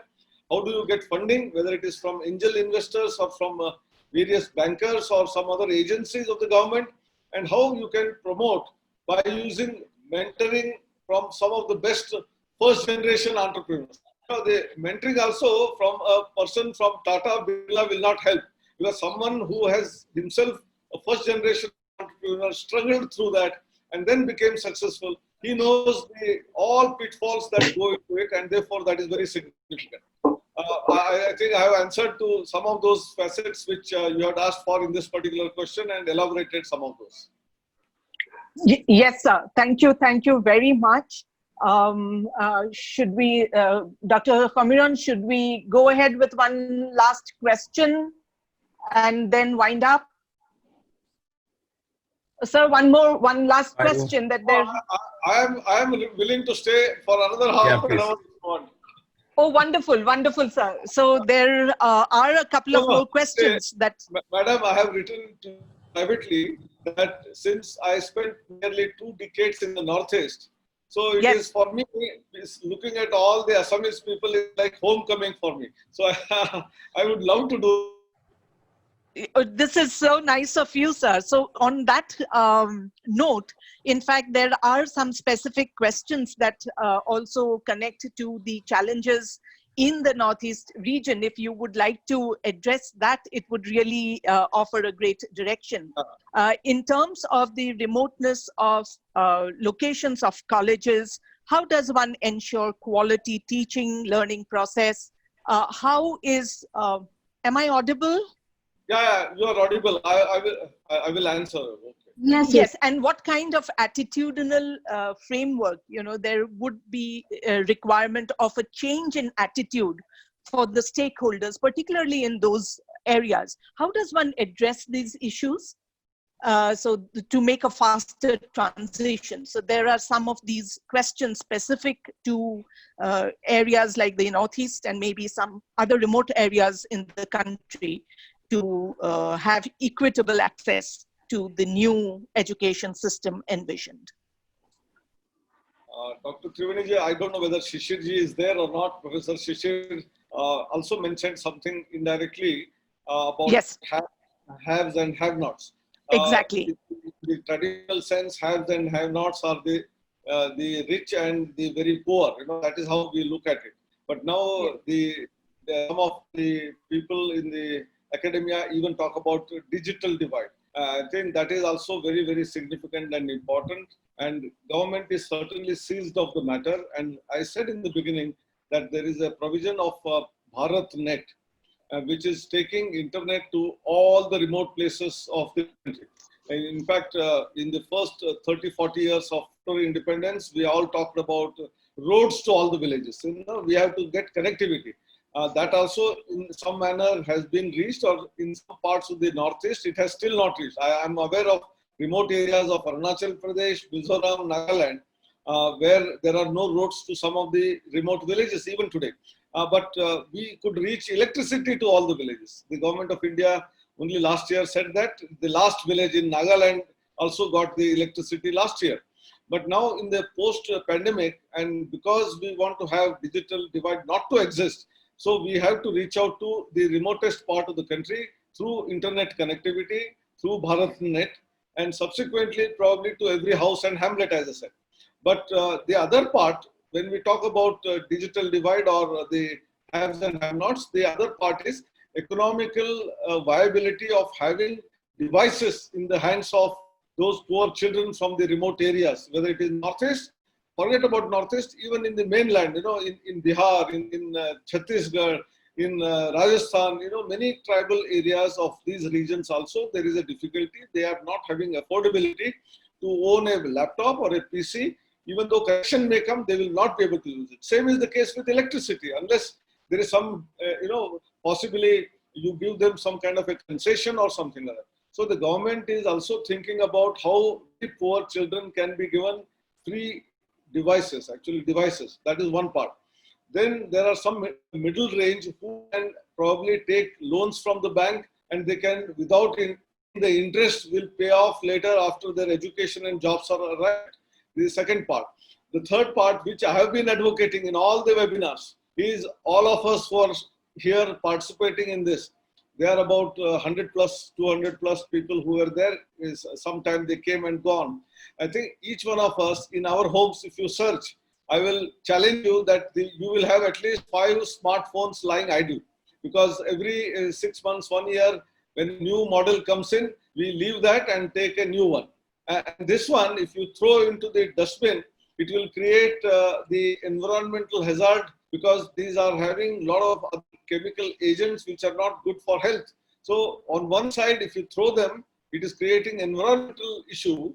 On the other side, you give it as it is. And if it is non-working, probably spend a couple of thousand rupees, fix it and give it to a poor child through a library of a college or a school. I think we will be having enough mobile phones, smartphones I'm talking about, to be given. Right. Then there are data companies like, whether it is Jio or the telecom companies, all of them have data plans. How can they give support for poor children free of cost? 5 GB connectivity, you have 5 GB download capacity free of cost. Something like that should also emerge as a part of CSR. Government itself also can give reimbursement. We have already direct beneficiary transfer mechanism, so it can reach to them. So I think what Shirishji said, I agree partly that online, everything online is not in the truest sense the true education. because ultimately, as human beings, we have to interact with each other, we have to come together, whether it is sports, cultural activities, they cannot be online. They have to be necessarily understand. If you have to create empathy, if you have to create sensitivity through an online mode, it is simply not possible. So the online is only limited to the pandemic period, number one. Number two, it has its own strengths also. Suppose the remote institute in the northeast like Assam or Nagaland or Manipur, they don't have an exposure in that subject. But we have on the Swayam platform, we have that faculty in some other institute like University of Bombay or Pune University or an IIT in Madras. Why not that access be given to that student? So even though he does not have a teacher in his college or school, he gets then access to the best faculty of the country at his own doorsteps, learning at any time he likes. And this provision last 3 years we have done it. So in fact, I am very happy that I was associated right from inception. MHRD tried in first 2 years, this new government, they could not succeed, and this task was given to AICTE. With the help of Microsoft, we managed this, and the first portal of Swayam 1.0 came in, and it has now today 2,500 courses ranging from arts, crafts, music, dance, drama, commerce, science, medicine, law, engineering, everything. And this is all free of cost. You have to only go and get connected, and therefore internet is important. So my appeal to the government also is that if not every home, there are always some centers, common service centers of the information technology department. There are satras, there are namghars, there are temples, there are common places in villages also. Even if those are connected, and if you have a TV set with antenna which costs hardly 2,000 rupees, 32 direct-to-home channels of education, right from primary to the highest education, are available free of cost. You can watch them, but that is only one-way traffic. You can't ask a question. And therefore, even in that center, one PC or a laptop, and then connectivity, students who get a doubt, they can ask the professor about that doubt and get his doubt satisfied, and he will be empowered. And as soon as you get a doubt, if you are able to satisfy, you will further get interested into that domain. Otherwise, if a gap of 7-8 days goes, the idea also goes, that innovation also goes out of mind. That is out of mind, out of sight, what we say, something like that. And therefore, what Northeast needs to do is, on a fast track, every village should have internet capability and a TV set. And if you do that, that doesn't cost much at all. Actually, it's almost throwaway price. And I have talked to NASSCOM, and NASSCOM said, entire IT industry, not less than 500,000 to more than 0.7 million computers and laptops are changed every year. They buy new ones, and the old ones are not too old. They are 3 or 4 year old. Because technology has changed, they need a most latest one for their software. So they keep buying them. And the 3-year-old laptop or the computer, they just have to just send it here and there, or they resell it. And they are willing to give this to every village in the country. I think we have people who are sensitive, who are passionate, and they are willing to help under whatever phenomena. And we need not depend always on the government. Government has to do its job of connectivity to all the places, but others should pitch in and do their job. This is one part. The second part, one of the questions asked is, in the Northeast, there is not much industry. Yes, there is less industry, except some oil industry or some textile or paper industry. We don't have anything. We are more dependent there on agriculture and forestry, and therefore even the industry is only of that nature. And my personal advice is, you are so lucky you are not polluted. So we are all happy there. So let us start such industry which is a non-polluting industry, not a chemical industry, not a hardcore industry. We can have electronics, we can have computer-based industry, we can have food processing, we can have forestry, which will generate good income for our people there. But at the same time, we remain very happy and pollution-free entire 8 states of the Northeast.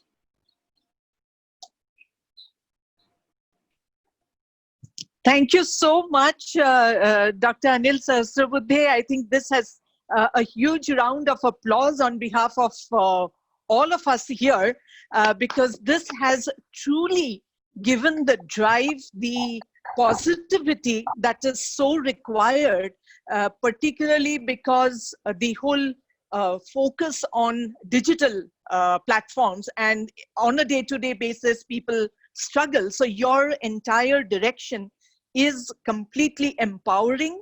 It is positive. And like you rightly said, each stakeholder in the system, although stakeholder word sounds very commercial in nature, but I think what is more important is everyone should take the onus and the responsibility of the success of this vision.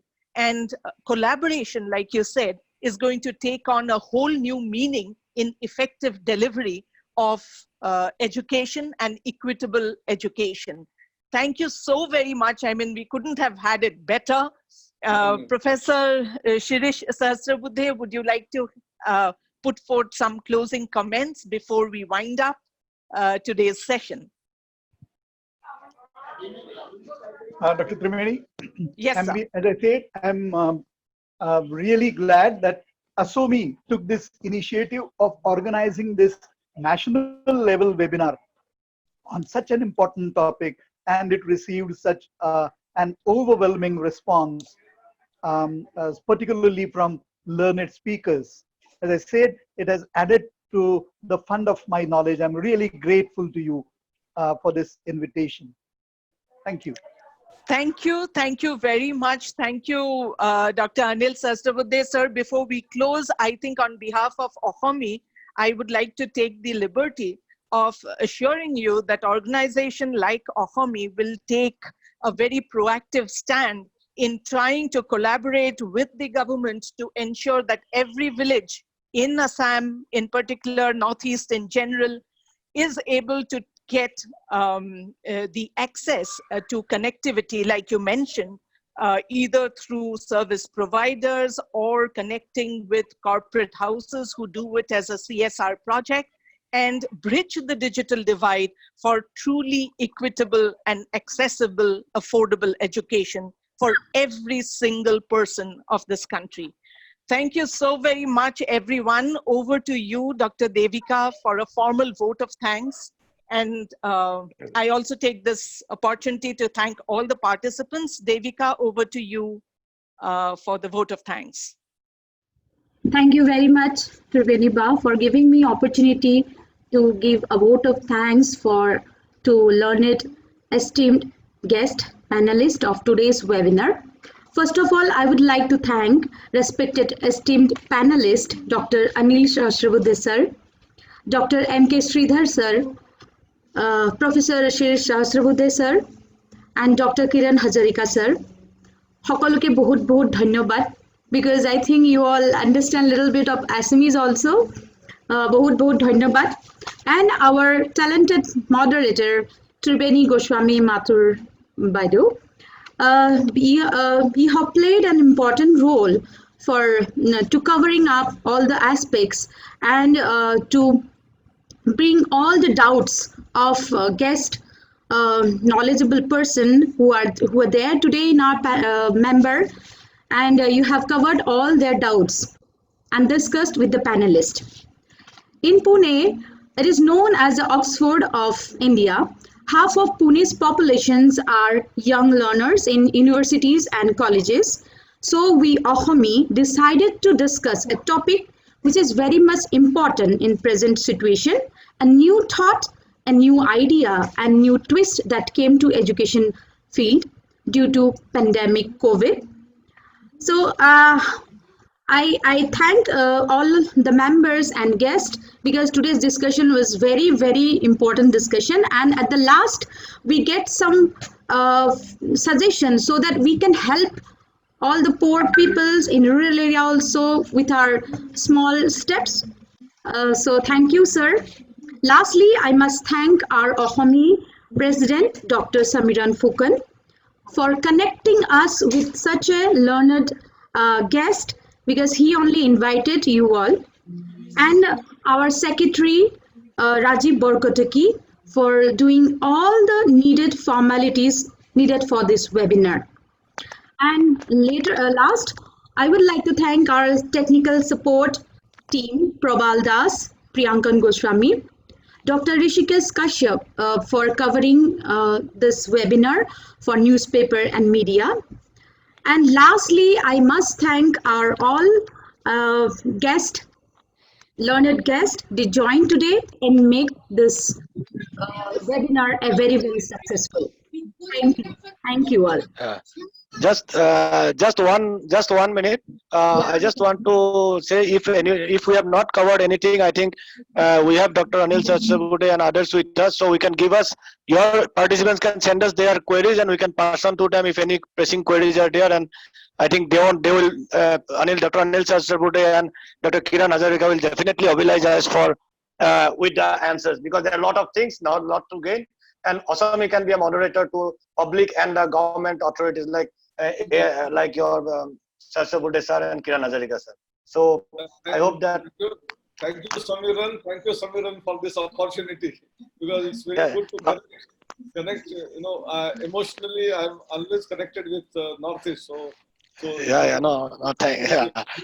Thank you for it's privilege also. Kiran sir and Sahasrabudhe, Sri Sahasrabudhe and MK Sridhar. So definitely we'd like to play a role in this in going forward. And if you think that Asomi can be of help to connect to the mass people from your as a nodal organization or as some sort voluntary or a nodal organization, we'll be more than happy to take part with you or say Kiran Hazarika sir or MK Sridhar at any point of time. Since and Triveni Baido is always with us, so I think we might not be able. We won't disappoint you. Oh my God. So thank you for this joining, and and huge thanks to all the participants.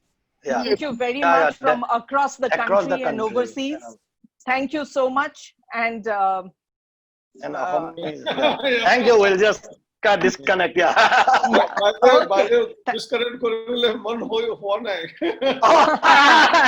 you so much. Thank you very much. We can go on informally. That is different issue. Yes, with assurance for a great education system in the country. Thank you. I am also offering my thank you to Asomi. খুব successful webinar হয়েছে and fulfill the all of the webinar. Thank you. Just to tell you, we also have our advisor, Dr. Colonel Torun Bora. He's also a renowned academician, a retired army professional. So we have a quite group. So that's why I just want to tell that we are looking forward for further collaboration in that way. Thank you.